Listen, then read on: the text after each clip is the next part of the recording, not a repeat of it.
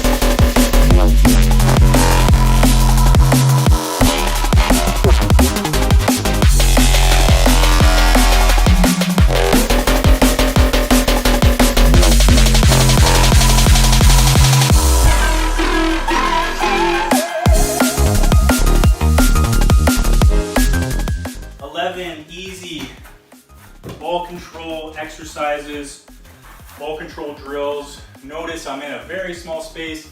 This roof, the ceiling is very low, but no excuses. I can still work my touch in a space like this, and I'll show you exactly how. Obviously, if you're outdoors, you can challenge your touch a little more, sending the ball up higher, but no excuses. You work with what you have, you make the most of it. So I'll show you 11 different exercises, give you a few ideas on how to perform each technique more efficiently, improve faster. So number one is this toe control. Okay, so I'm controlling the ball on the toe and I'm trying to cushion it. Almost think of like a foot stall. You don't have to do it like that, but think of the idea of a foot stall. When you're doing a foot stall, your foot isn't going through the ball. Your foot is actually absorbing the ball into the ground. Okay, so do that with the toe. I'm almost bringing my leg backwards rather than putting my foot through the ball. I'm actually going to bring my foot down towards the ground. I'm trying to reduce any bounce, practicing with both feet, but I'm not hitting here, I'm hitting on the toe of the boot and really absorbing it and almost bringing my leg backwards. So just with this rather than this, you're gonna have a lot more success already. Next would be a inside control. And when I'm practicing these, I'm just gonna practice that touch, let it settle, and pop it up. Go again on the other side. Let's give it a little cleaner contact. Okay, I'm trying to hit with the inside of the foot, not on the toe here, not on the heel. Nice cushion here. In order to do that, I need mobility. I need the mobility and the flexibility of the hips. A lot of players struggle. They can only open up their hip like this. But the more you practice this skill and really focus on flexing, really opening up, I want this to come vertical or parallel to the ground. Horizontal is actually the proper direction. Okay, but I'd rather you turn it too much than not enough at all, because if you don't turn it enough, touch is going to go that way. This inside touch, I just want it to set right in the middle. Okay, so we're really focused on twisting that leg more and making contact right in the middle here, curling the toes upwards, just cushion. Now, let me just say, when I'm doing all these drills, you'll notice when I do it in the demonstration, I want you to get away from 1, 2, 3, 4, 5, 6, pop, and then perform the skill. You're trying to settle the ball as quickly as possible. You're trying to get it back up in the air as quickly as possible. Okay, so obviously you still need to perform the technique. So if you're rushing yourself and you're not allowing yourself to perform the drill properly, then slow it down a bit. But if you're confident, you want to improve, you want to push yourself, as soon as that ball's settled, boom, pop it up, and let's go again. Popping up different techniques, different parts of the foot. Okay, so we'll get into those, but just keep that idea in mind. You're trying to settle the ball as quickly as possible, pop it back up as quickly as possible, perform the next skill. Lace untied. Let's keep it natural, keep talking. I'm gonna go outside touch now. So similar to that inside touch, I need the mobility here. Outside touch, I need that mobility there. Just play with that. You might be stuck in this range of motion right here. Really try to flex it. And even like, I might do something like this in a warm up, but realistically, those are the same touches, same movements, okay? So if you want to perform that skill properly, you have to have the ability to twist the foot, and it's the tightness in the hips and the groins in here. Okay, so again, just like you were trying to hit the middle, not this side, not the toe, a lot of players will struggle with the proper contact point. So they're either hitting it here, or they're hitting it here and it's bouncing off. You're trying to hit right in here, make that flush, make that flat. And the point of contact, you want to meet it here, not here, not here. You want to meet it here and just settle that ball play as quickly as possible, especially on your weaker side. This one took me a while when I was younger. It took me a while to get that on the weaker side. It feels really awkward, but the more you play with it, the more you compare your right to your left, you're gonna figure out that weaker side. Flush contact, play quickly. Next, I'm going up the body. I'm gonna go with a thigh contact. So similar to the toe control, remember absorbing the ball. A lot of players, when they come to do their thigh, for some reason, they're going through it again. Bring it down, absorb the ball. Okay, I want to get the ball on the ground as quickly as possible so I can play, unless I'm trying to set myself to play in the air. Okay, but for these, I'm trying to absorb as quickly as possible and then play. Think about the contact point. I want to hit on the thigh. It's called a thigh control, not a knee control. Thigh control. Okay, obviously sometimes it might come off the knee, and if it is off the knee, it has to be even more delicate because that's more bone, it's a harder surface. It's going to produce a bigger force if I'm going through it, and even if I'm coming down, I really got to absorb it. Chest. So with the chest control, for me, a lot of players, first of all, scared of the ball. So when it's time to chest, it's not an actual chest. They're not actually chesting it. They're kind of half. They're not showing their whole chest. I want you to open up. Open up and show yourself to the ball. Open up rather than scared or making a smaller surface. Open this up. And then the other thing is the arch, the lean back. Okay, if I really want to cushion that there,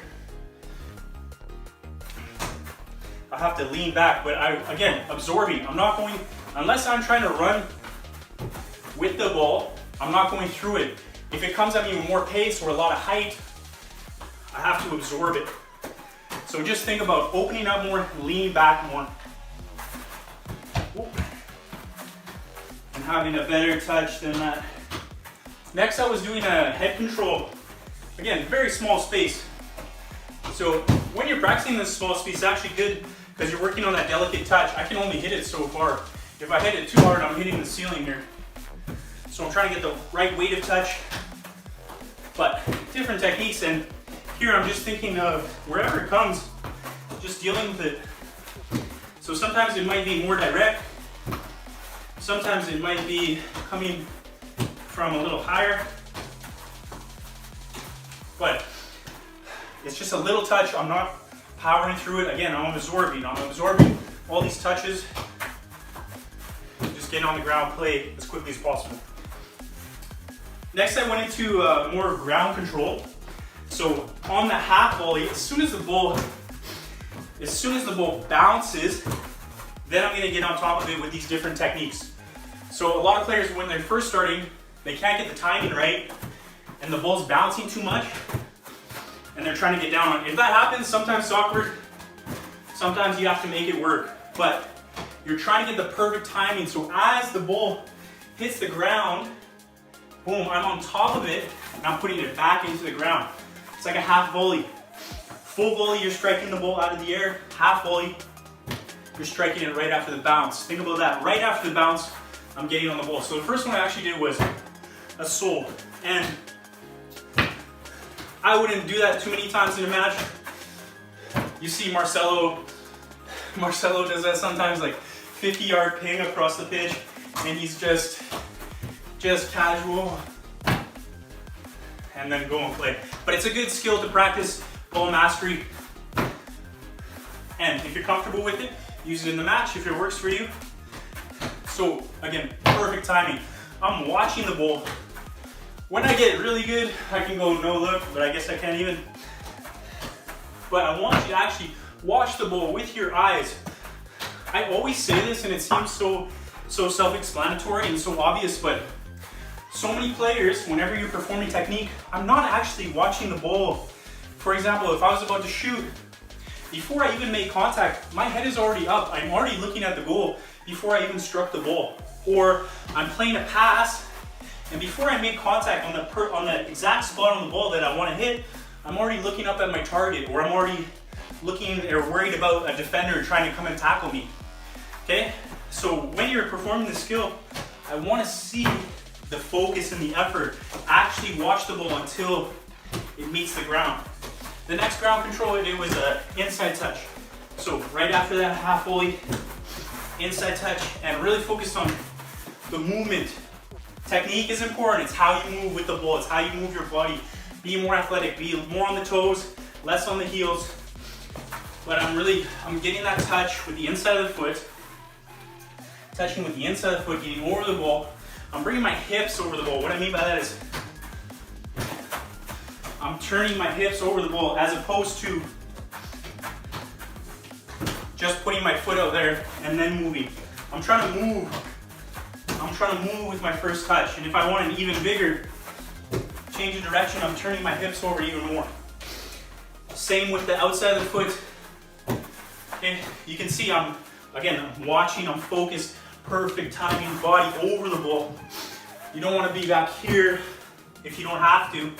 Always want to be over the ball, because even if I have a bad touch, I can still get to the ball quickly. But this one, even more so, I'm focused on my hip movement. My hips are around it, and I'm traveling with my first touch. I'm going somewhere with my first touch. Cruyff, same.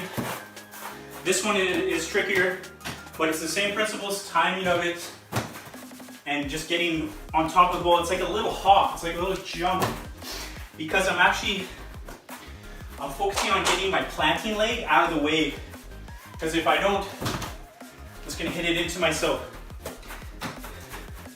So a little jump will help me get that planting leg out of the way, but just like a Cruyff turn, for me, a lot of players, when they do a Cruyff, they're actually doing a chop rather than really curling the toes and dragging the ball behind them on that line.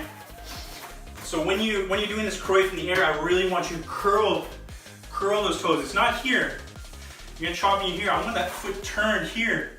Almost go too much the wrong way. And you'll probably end up going centered. Okay, but just practice. And it's all about the timing, getting it right on top of that bounce. The last one I did was just the air control. So just don't let the ball hit the ground. Here you can have a little juggle, but still just go 1, 2, hop. 1, 2, hop.